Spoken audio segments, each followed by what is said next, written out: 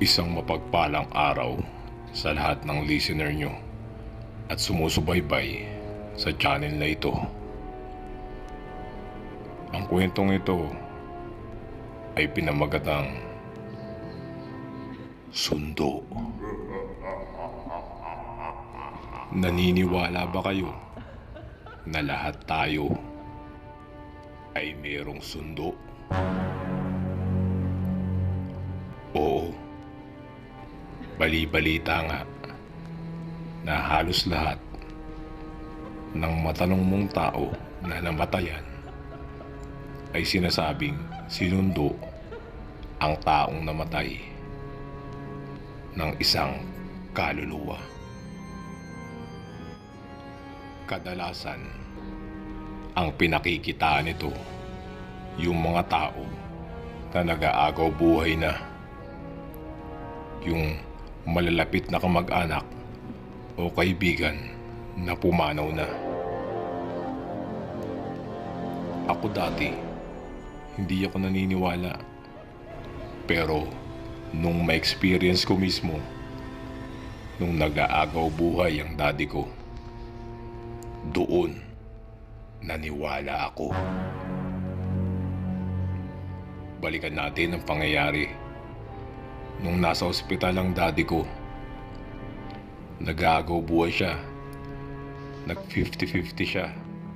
That time, pinapirma na din si mami ng waiver sa ospital. Pero isang blessing ang nangyari. Nakasurvive ang daddy ko. Kahit ang doktor at nurse na nakasign sa kanya, hindi makapaniwala.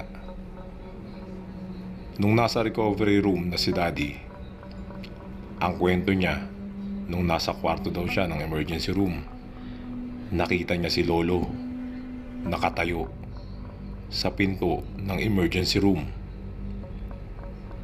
Pilit daw inaabot ni daddy si lolo, pero umiiling lang daw si lolo na parang sinasabing, "Wag mo kong abutin."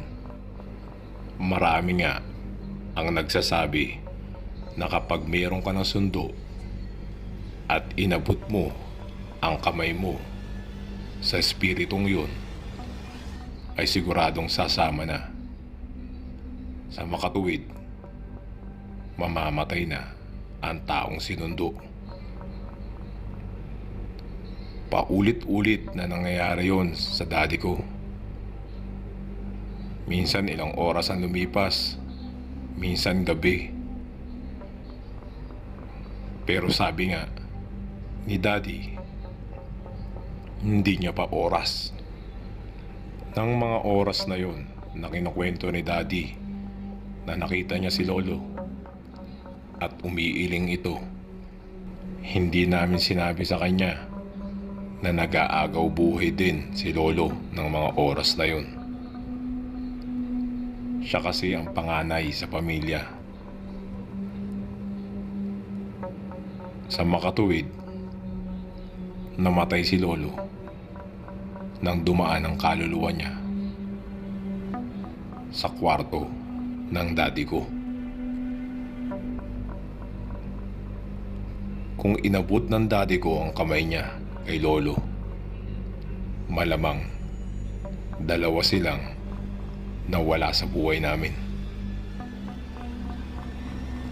Dahil nga nagpakita ito sa kanya ng mga oras na nag-aagaw buhay siya. Sabi nga ng marami, sinalo ni lolo ang buhay ng daddy ko dahil pareho silang nag-aagaw buhay ng mga oras na iyon. Marahil mas pinili nga ni lolo na mabuhay ang kanyang anak kaysa sa kanya.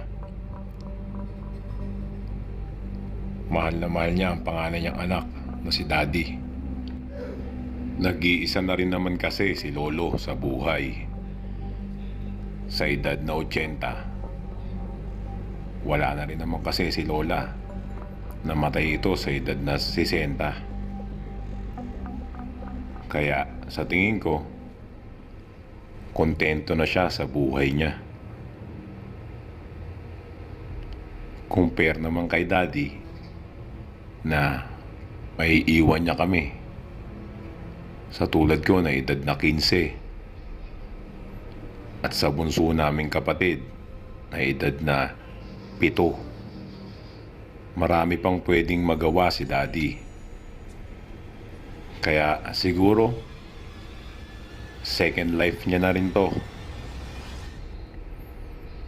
Marami pa siyang mission sa mundo.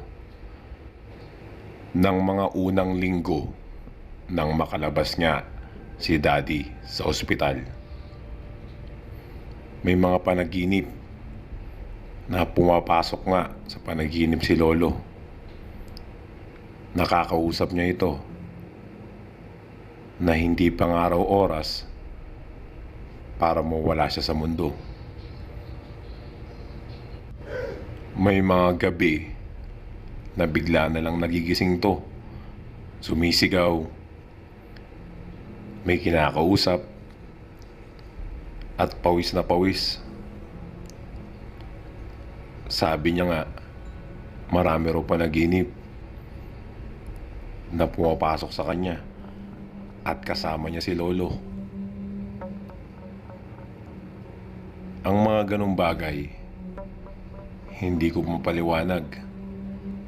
Basta, naikukwento sa amin ni daddy dahil na-experience niya to at nararanasan niya.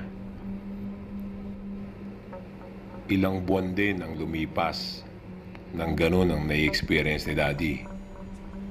Nung ika-40 days nga ni lolo, ipinagdasal namin siya na tulungan si daddy at gabayan kami sa dinadanas namin dito sa mundo. Ang tao naman kasi, kapag namatay, ang kaluluwa niya ay hanggang 40 days lang. Matapos nun, ay mawawala na ito. Hindi lang natin alam kung saan ang patungo nun. Marami kasing nagsasabi na pwedeng mabait ka, marami kang nagawa sa mundo, sa taas ka mapupunta. Meron namang hindi natin masabi kung gaano kasama sa lupa. Sigurado, doon ka sa mainit na lugar mapupunta. Hindi ko rin kasi pagkakaila na si daddy ay marami ring kalokohan sa buhay. Simula nung mga bata kami, hindi ko lang tiyak kung sa edad niya ngayon ay nagloloko pa siya. Kaya sa tingin ko, kung meron man siya mga nagawa noong mga kabataan niya, ay dadalhin niya ito hanggang sa mawala siya. Isa rin ang natitiyak ko kung bakit sumasama si lolo or nagpapakita sa panaginip ni daddy ay para gabayan ito na baguhin at ayusin ang buhay niya bago siya mawala sa mundo. Kaya ngayon, sa edad ko na 15, napagtanto ko na dapat ngayon pa lang alamin mo na kung mabuti ba ang nagagawa mo o masama, para kung sunduin ka man, kaibigan mo, asawa mo, o sino man sa mga kamag-anak mo, ay wala kang pagsisisihan. Buo ang loob mo kung ano man na nagawa mo sa mundo. Pasasalamatan ka pa ng tao. Maraming salamat at hanggang dito na lamang ang aking kwento. Maraming mga bagay na hindi natin maipaliwanag